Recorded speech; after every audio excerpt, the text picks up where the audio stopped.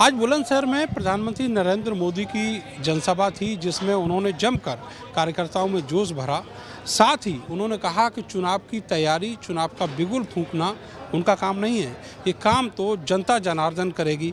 मेरे साथ यहाँ पर आए हुए कई सारे कार्यकर्ता हैं, मौजूद हैं, और आप देखेंगे कि यहाँ पर जो महिलाएं आई हैं, आप सब लोग कार्यकर्ता हैं? जी, कार्यकर्ता हैं। मैं गुलाबटी के ग्रामीण मंडल से मंडल उपाध्यक्ष हूँ और गांव से विलोम करते हैं। किसान की बेटी हूँ और किसानी ज़मीनी स्तर से ज़मीनी हर काम करती हूँ मैं। और बताइए कि जैसे बताया उन्होंने कि आज जो योजनाएं हैं वो 100% एक हर गरीब किसान की दिहाड़ी पर पहुंचे, उसके लिए क्या प्रयास आप लोग ज़मीनी तौर पर कर रहे हैं? बिल्कुल ये सच है। उन्होंने कहा 100% सत्य है। ये गांव में सब योजना पहुंच रही है, हम लोगों के माध्यम से भी पहुंच रही हैं।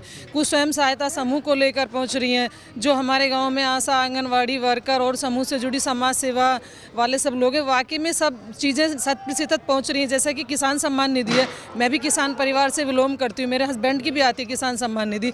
2000 रुपये सीधे जैसे मोदी सरकार डालती है, वो सीधे ऐसे के ऐसा ही हमारे खाते में आता है। मैडम, ये बताइए कि आप सब लोग आज पगड़ी बांधकर यहाँ पर रैली में पहुँचे हुए हैं, इसको कैसे एक्सप्लेन आप लोग करते हैं?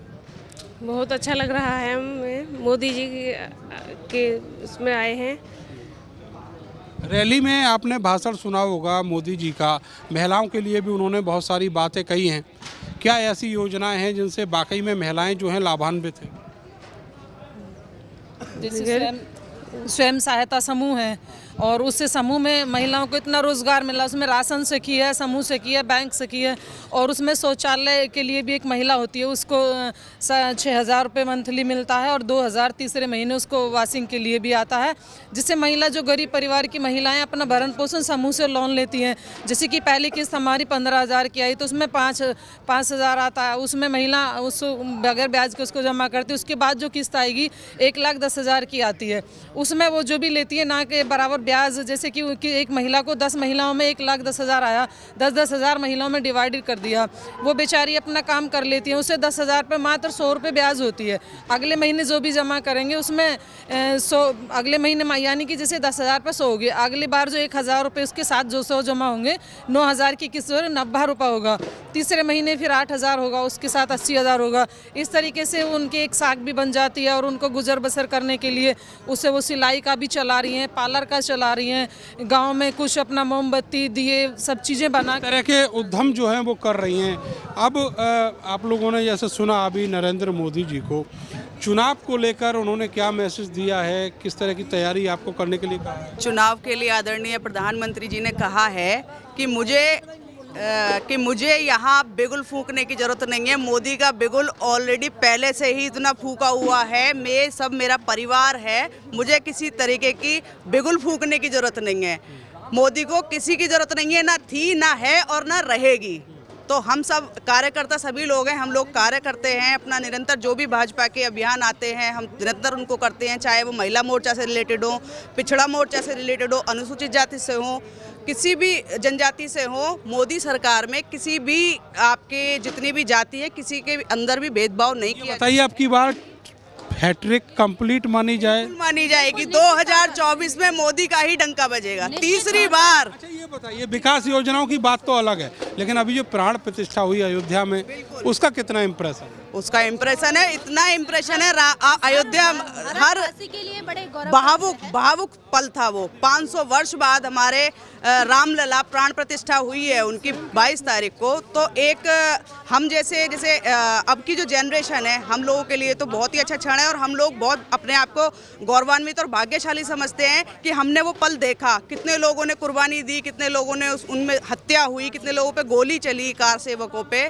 तो ये हम लोगों के लिए तो बहुत सौभाग्य है। कुछ कहना चाहिए? नहीं, मैं भी उसी की बात में बता रही थी कि प्राण प्रतिष्ठा को लेके जो माहौल बना है उसको नहीं, उसका तो माहौल आप मतलब कोई जगह ऐसी नहीं है, उसका नहीं है। वो तो ऐसा था कि वहाँ निशब्द था, वहाँ उसके लिए किसी के पास कोई शब्द की, मुझे नहीं लगता कि कोई राजनीति की किसी चीज़ की वहाँ गुंजाइश है। आप लोग आज आई हैं, इसको थैंक यू माना जाए मोदी जी को, उन्होंने जो काम वहाँ वो आभार शायद ऐसा नहीं है। 70 साल से पहले भी और दूसरी सरकारें थी, उनके पास भी मौके थे, चीज़ें थी। अगर उसे राजनीतिक स्तर में ही बुनाना था तो उनके पास भी मौके थे, लेकिन ये मोदी सरकार थी जिसने उसे जो कहा वो करके दिखाया और वहाँ पर वो मंदिर की जो वो मतलब सबके लिए वो अश्रुपूरित थी, एकदम से किसी को शब्द नहीं थे कि वो क्या व्याख्या वहाँ पर हो रही थी कि वो भगवान राम जो भी सभी हमारे सनातनी उसमें आस्था रखते हैं।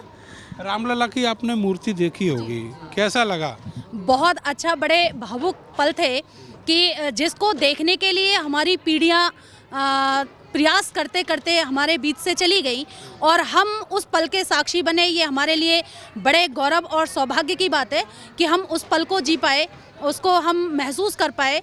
बड़ा भावुक, और हर भारतीय की आस्था उसमें थी, तो निश्चित तौर पर बहुत ही अच्छे, जिसको शब्दों में बयां नहीं किया जा सकता, वो पल हमने देखे हैं। वो पल उनके लिए हम बहुत ज़्यादा सौभाग्यशाली रहे हैं और मोदी जी को उसके लिए हम बार बार धन्यवाद करते हैं। अब आगे क्या? 2024 की जो लोकसभा है वो जिताना है, और उसके बाद और क्या टास्क कैसे आप देखती हैं जो अभी बाकी है? अभी मथुरा बाकी अभी मथुरा बाकी है, मथुरा बाकी है। मथुरा भी बाकी है। नहीं, काशी का तो काम हो गया, अभी मथुरा बाकी है। मथुरा में बहुत ज़बरदस्त काम की ज़रूरत है।